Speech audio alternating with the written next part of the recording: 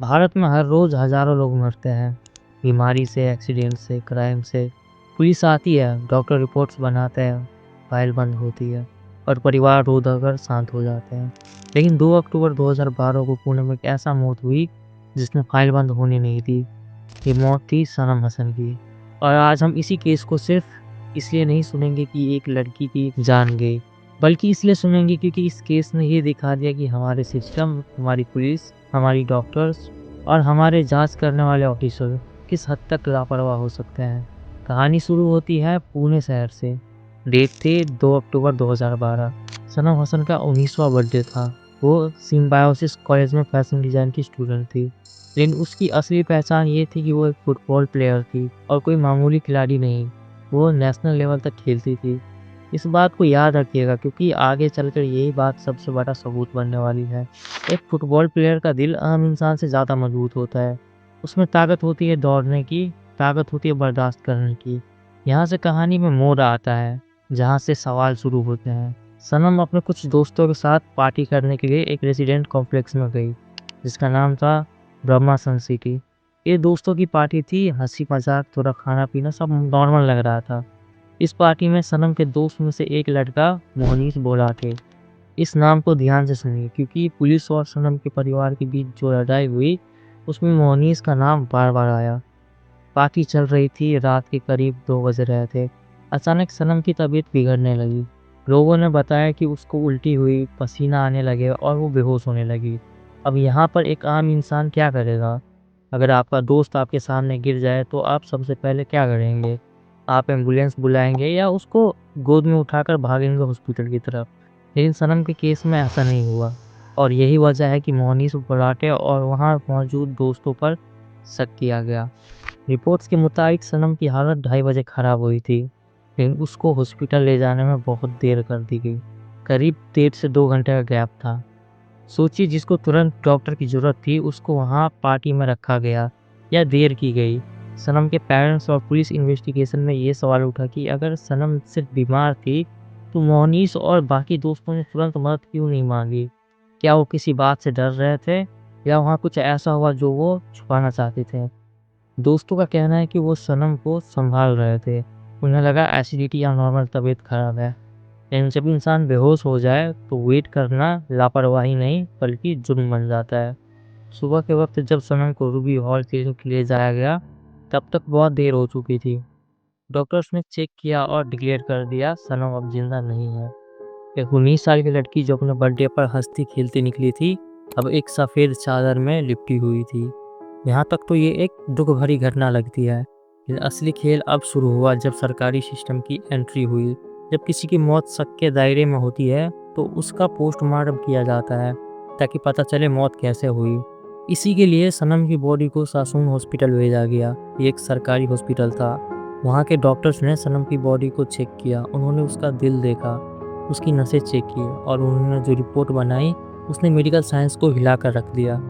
सासून hospital के doctors ने लिखा कि सनम की मौत इस्केमिक हार्ट डिजीज से हुई। आसान भाषा में कहे तो दिल की बीमारी। डॉक्टर्स ने रिपोर्ट में लिखा कि सनम के दिल की नसों में 70% ब्लॉकेज था। 70% ब्लॉकेज का मतलब है कि खून दिल तक सही से नहीं पहुंच रहा था। एक इंसान जिसके दिल में इतना ब्लॉकेज हो वो थोड़ा सा दौड़ने पर भी सांस फूलने की शिकायत करेगा, वो सीढ़ियाँ नहीं चढ़ पाएगा।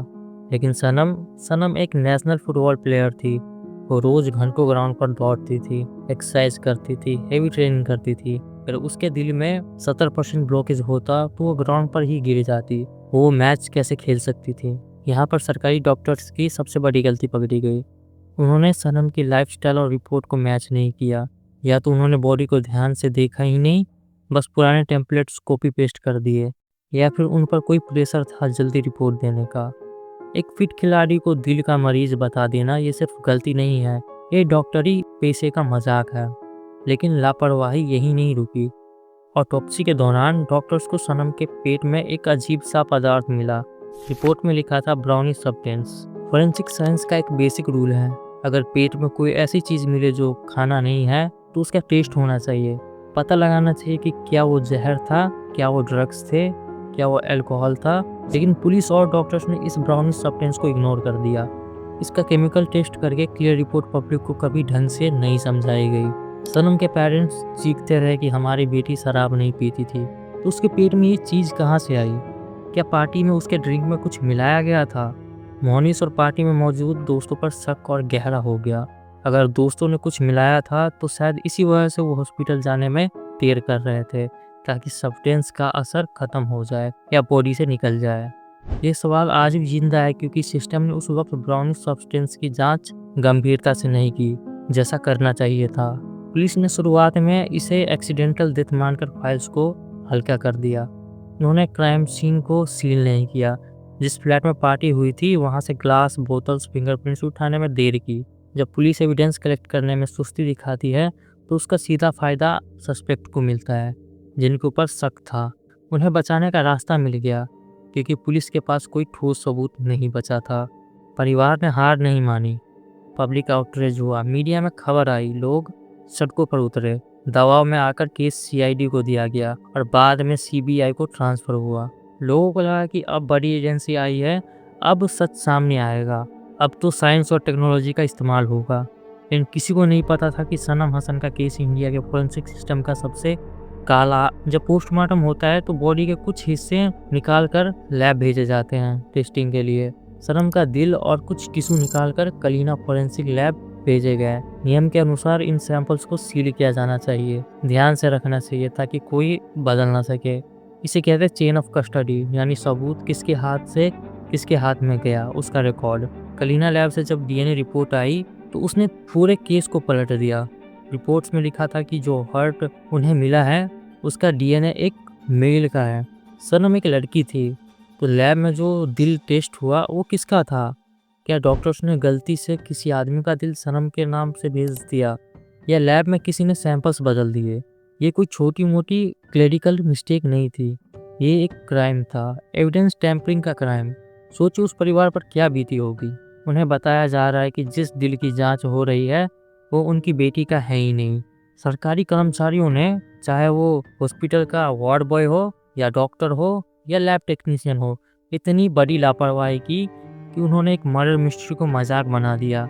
जब डीएनए ही मैच नहीं कर रहा तो कोर्ट में केस कैसे टिकेगा? मोहनीश बोलोटे और बाकी सस्पेक्ट जिनके खिलाफ केस बन सकता था, उन्हें इस गलती का फायदा मिला। सनम के पिता ने सवाल उठाया कि अगर डीएनए मेल आया है तो इसका मतलब है कि असली दिल गायब कर दिया गया है।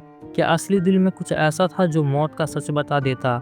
या असली दिल में पॉइजन के ट्रेसेस थे? या असली दिल में ब्लॉकेज नहीं था? सच छुपाने के लिए सबूत को ही बदल दिया। लेकिन कहानी यहाँ भी नहीं रुकती। सिस्टम ने अपनी बेइज्जती करवाने में कोई कसर नहीं छोड़ी। जब शोर मचा कि मेल डीएनए कैसे आया तो केस सीआईडी से सीबीआई के पास आ गया। सीबीआई ने कहा हम दोबारा टेस्ट करेंगे। उन्होंने सैंपल्स को हैदराबाद की central forensic science laboratory CFSL भेजा। हैदराबाद की लैब देश की सबसे एडवांस लैब्स में से एक मानी जाती है। सबको उम्मीद थी कि अब सच मिलेगा, लेकिन हैदराबाद से जो रिपोर्ट आई उसने दिमाग घुमा दिया। इस बार रिपोर्ट ने कहा कि डीएनए मेल का नहीं है, लेकिन वो सनम का भी नहीं है। रिपोर्ट के मुताबिक वो डीएनए एक ओल्डर फीमेल का था। अब हिसाब लगाइए, बॉडी थी 19 साल की लड़की की।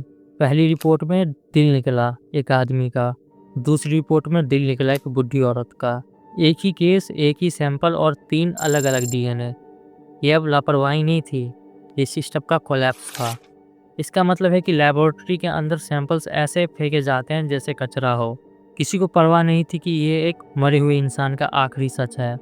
लेवल गलत लगाया गया, सैंपल्स मिक्स किया गया। जो लोग वहाँ काम कर रहे थे वो गवर्नमेंट सैलरी ले रहे थे, उनकी जिम्मेदारी थी सच ढूंढना। लेकिन उन्होंने सच को इतना उलझा दिया कि आज तक कोई नहीं बता सकता कि सनम का असली दिल कहाँ गया। लोग पूछते हैं कि मोहनीश बोलोटे और बाकी सस्पेक्ट जेल क्यों नहीं गए। जवाब यहाँ है, जब पुलिस और फोरेंसिक लैब मिलकर सबूतों का खिचड़ी बना दे तो जज किस बुनियाद पर सजा सुनाएंगे। जब डीएनए रिपोर्ट्स का मजाक बन गया तो परिवार और एजेंसी के पास एक ही रास्ता बचा था, एक्सह्यूमेशन। एक्सह्यूमेशन का मतलब होता है कब्र खोदकर बॉडी को वापस निकालना और दोबारा जांच करना। सोचिए एक माँ बाप के लिए इससे बड़ा दुख क्या हो सकता है। अपनी बेटी को दफनाने के 4 साल बाद उन्हें उसे वापस बाहर निकालते हुए देखना पड़ा, सिर्फ इसलिए क्योंकि सरकारी डॉक्टर्स और पुलिस अपना काम ठीक से नहीं कर पाए थे। साल था 2016। सनम की बॉडी को कब्रिस्तान से निकाला गया। फोरेंसिक एक्सपर्ट ने हड्डियों का डीएनए टेस्ट किया। रिजल्ट मैच हुआ, वो सनम ही थी। लेकिन जब एक्सपर्ट ने बॉडी के अंदर देखा तो उनके पैरों तले जमीन खिसक गई। बॉडी के अंदर दिल गायब था। पोस्टमार्टम के वक्त डॉक्टर्स ने कहा था कि उन्होंने दिल निकालकर प्रिजर्व रखा है। लैब रिपोर्ट्स कह रही थी कि उनके पास जो दिल आया है वो मेल या ओल्डर फीमेल का था और अब कब्र में भी दिल नहीं था। तो सवाल ये है, सनम हसन का दिल आखिर गया कहाँ? क्या उसे कचरे के डब्बे में फेंक दिया गया?